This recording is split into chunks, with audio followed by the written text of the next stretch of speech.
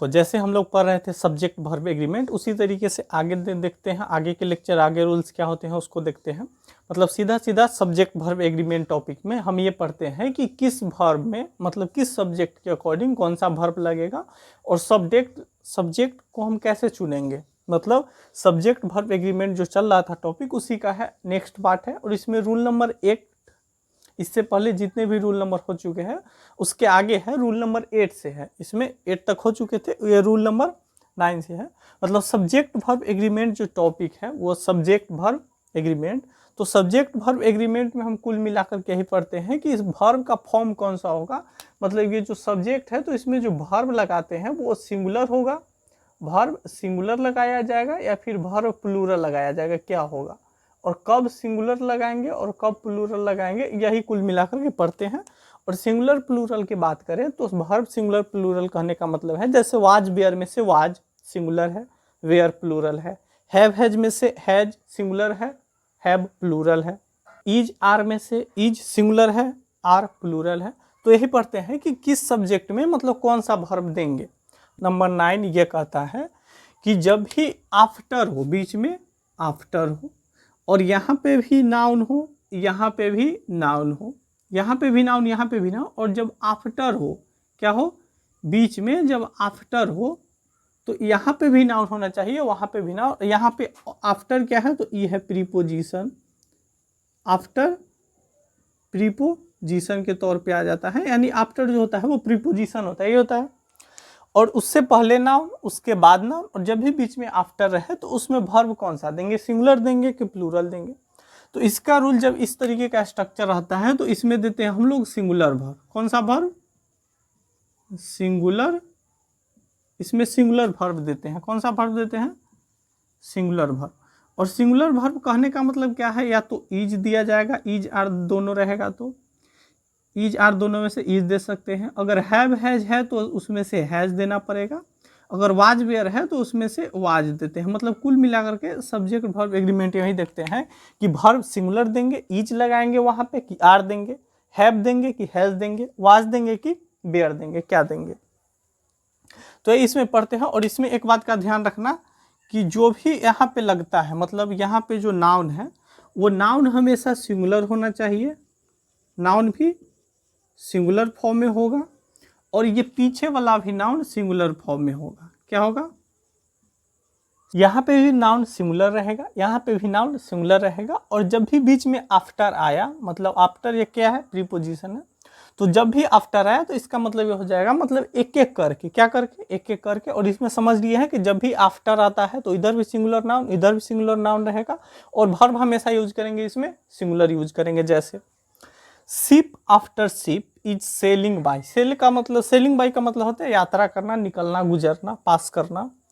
यहाँ पे ship after ship है, इसके कहने का मतलब होता है ये लगातार, मतलब बार बार। शिप आफ्टर शिप कहने का मतलब है कि एक जहाज के बाद दूसरा। यहाँ पे शिप आफ्टर कहने का मतलब है कि एक के बाद एक, एक के बाद एक लगातार क्रम से जा रहे हैं, निकल रहे हैं।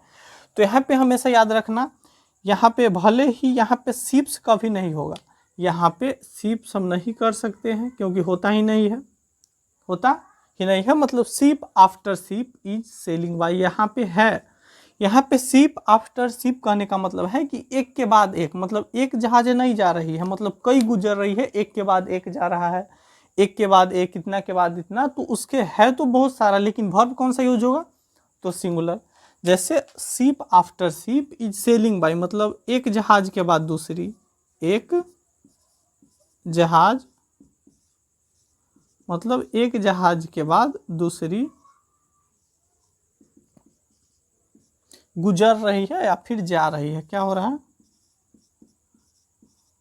गुजर रही है यानी कि जा रही है। इसके कहने का मतलब ये है कि एक एक करके गुजर रहा है। जैसे कोई पोर्ट है तो वहाँ पे एक एक करके जा रही है, आ रही है, लेकिन है तो जहाज बहुत सारा।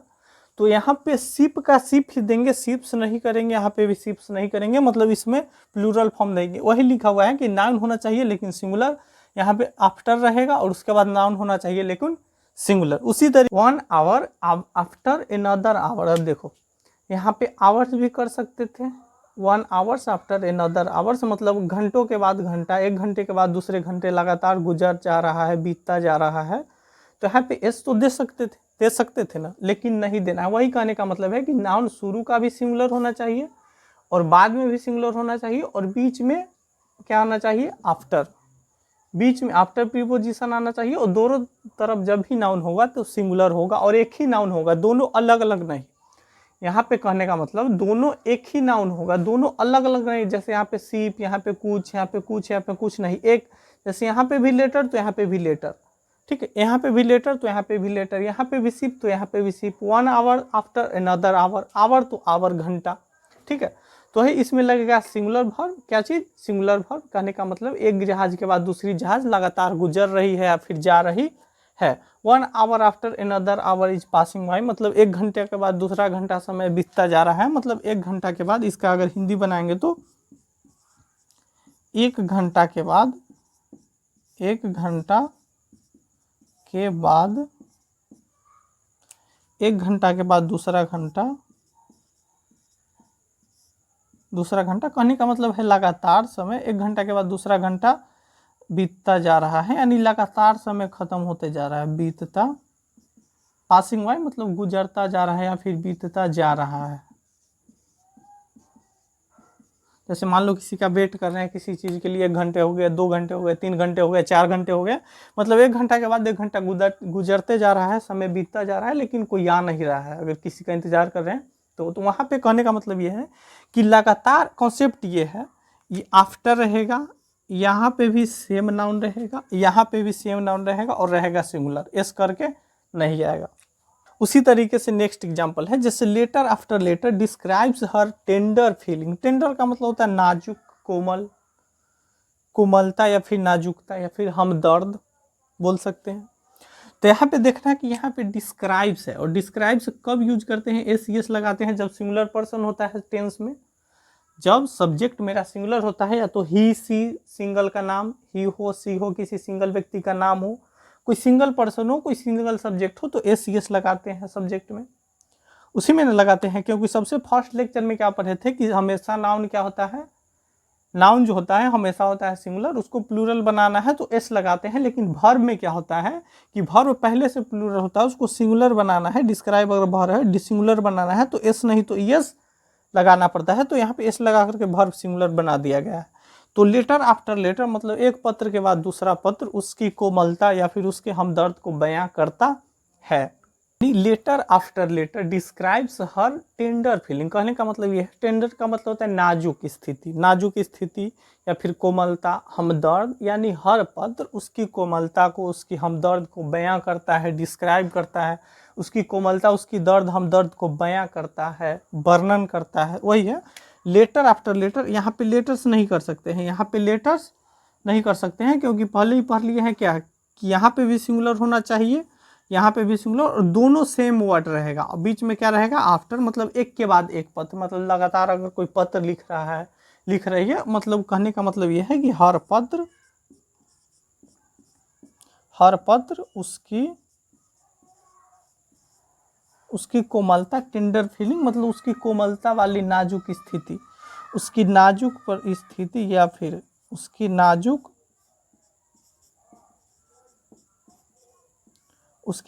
स्थिति, या ऐसे बोल सकते हैं कि उसकी कोमलता को या फिर हमदर्द को, उसकी कोमलता को, उसकी हमदर्द को बयां करता है। क्या करता है,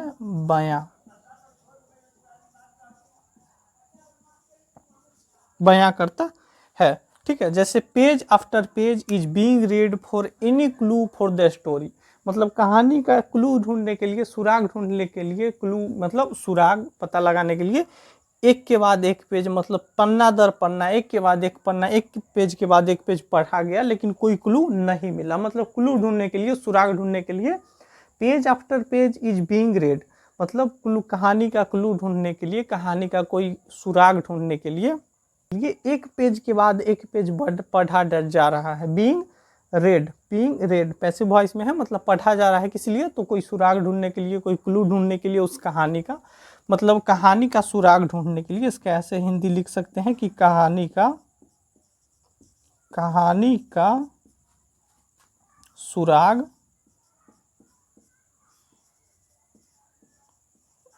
ढूंढने के लिए, कहानी का सुराग ढूंढने के लिए पन्ना दर पन्ना,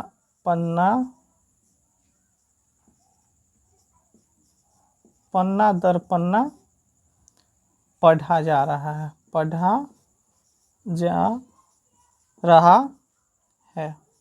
कहने का मतलब ये है कि एक पेज के बाद एक पेज पढ़ा जा रहा है, किस लिए? कहानी का क्लू ढूंढने के लिए। लेटर आफ्टर लेटर मतलब एक पत्र के बाद एक लेटर के बाद एक लेटर, एक लेटर के बाद एक लेटर उसकी नाजुक स्थिति को बयां कर रहा है। 1 आवर आफ्टर अनदर मतलब 1 घंटा के बाद 1 घंटा, 1 घंटा के बाद 1 घंटा, 1 घंटा के बाद हर दूसरा घंटा, हर 1 घंटा के बाद हर दूसरा घंटा बीतता जा रहा है। शिप आफ्टर शिप मतलब एक जहाज के बाद एक जहाज, एक जहाज के बाद एक जहाज मतलब लगातार से जहाजें गुजर रही है। 1 घंटा के बाद दूसरा घंटा गुजर रहा है। एक पन्ना के मतलब एक लेटर के बाद एक लेटर मतलब पत्र, एक हर पत्र, एक पत्र के बाद हर पत्र मतलब एक पत्र के बाद फिर दूसरा पत्र आया, उसकी स्थिति को बयां कर रहा है या फिर बता रहा है। तो कहने का मतलब ये है कि जब भी यहाँ पे नाउन रहेगा, आफ्टर सीधा सीधे याद रखो, बीच में रहेगा आफ्टर, पहले भी नाउन बाद में भी नाउन।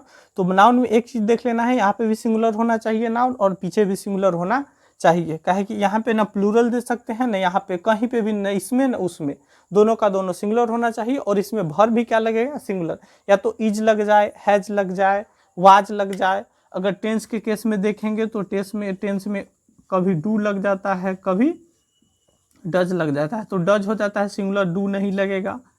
और अगर देखें तो बहुत जगह पे देखें तो हैव भी मतलब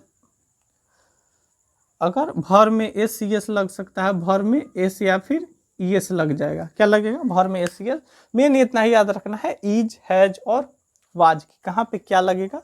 और इसी का मतलब होता है नाउन आफ्टर नाउन। तो ये लेक्चर